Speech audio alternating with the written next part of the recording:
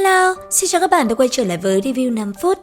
Ở cuối tập 21, trong lúc đang hăng say luyện tập, Tiêu Viêm đã vô tình gặp đám người Lâm Tu Nhai đang giao chiến với một con ma thú. Thế nhưng, con ma thú kia rất mạnh, trong trạng thái cuồng bạo, nó suýt chút nữa đã lấy mạng một người trong đó. Rất may, Tiêu Viêm đã ra tay cứu giúp. Cuối cùng, sau khi trao đổi một hồi, nghe theo lời Tiêu Viêm, đám người kia đã rời đi khỏi nơi này.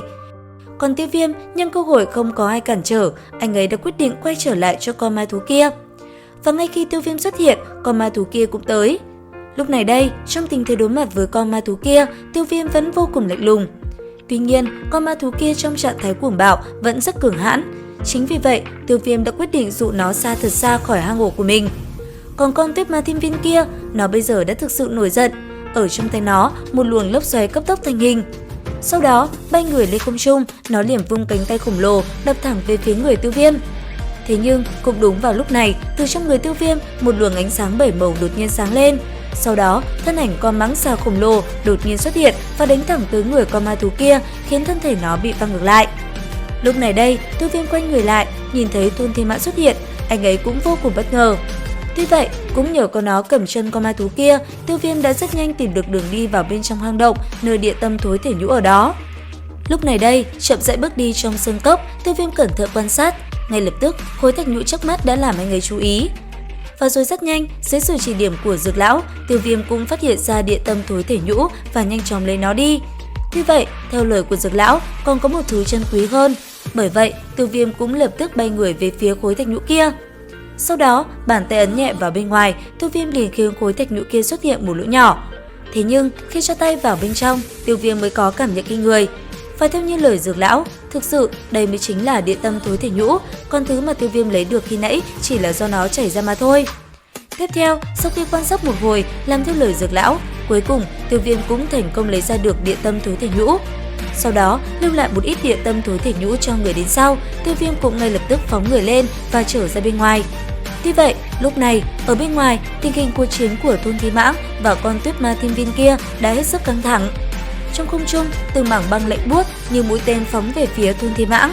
Lúc này đây, đối diện với từng đợt công kích của tuyết ma thiên viên, Thôn Thiên Mãn bành trướng, thân thể khẽ di chuyển. Chỉ trong phút chốc, nó đã tránh né toàn bộ đòn công kích tới từ con ma thú kia.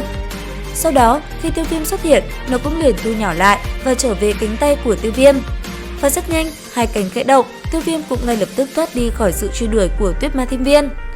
Thời gian trôi qua, Tiêu Viêm cuối cùng cũng tìm được chỗ dừng chân. Sau đó, đang định lấy bình ngọc chứa tử tinh nguyên cho Thôn Thiên Mãn ăn, thì đột nhiên một giọng nói lạnh lùng vang lên đã làm Tiêu Viêm cảm thấy sợ hãi.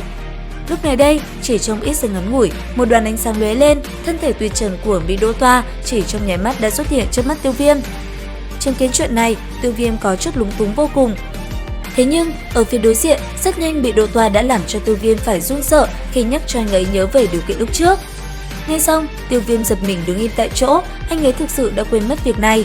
Cũng bởi vậy, nhìn thấy bộ dáng Tiêu Viêm, Mỹ Đỗ Toa đã lập tức hiểu ra vấn đề. Sau đó, tiến lại gần bên người Tiêu Viêm, nàng gằn giọng nói: "Xem ra, người vẫn chưa để tâm chuyện của ta, như vậy lưu lại người còn có ích lợi gì?" Nói dứt lời, Mỹ Đỗ Toa liền vung tay. Nương theo đó, thân thể Tiêu Viêm liền bị một cỗ áp lực đè xuống, khiến anh ấy không thể nhúc nhích. Sau đó, bàn tay khẽ động, trong không trung, một luồng ánh sáng đỏ bạo phát. Ở trên tay Mỹ Đỗ Toa, một thanh trường kiếm sắc nhọn chỉ trong nháy mắt đã xuất hiện và chỉ thẳng về phía Tiêu Viêm. Tuy vậy, cũng đúng vào lúc trường kiếm gần kề lên cổ Tiêu Viêm, đột nhiên Dược Lão từ trong nạp giới lại xuất hiện. Sau đó, nhìn Mỹ Đỗ Toa ở trước mắt, Dược Lão cùng với nàng đã liền đấu khẩu với nhau hết sức ác liệt, hiển nhiên là chẳng thua kém nhau chút nào. Tuy vậy, Dược Lão vẫn là cao tay, sau một hồi trao đổi, cuối cùng ông cũng khiến Mỹ Đỗ Toa chịu nghe lời và trở về hình hài của Thôn Thiên Mãn. Đến đây thì hết tập 22 phần 5 đấu phá thương khung. Xin chào và hẹn gặp lại các bạn ở những video tiếp theo.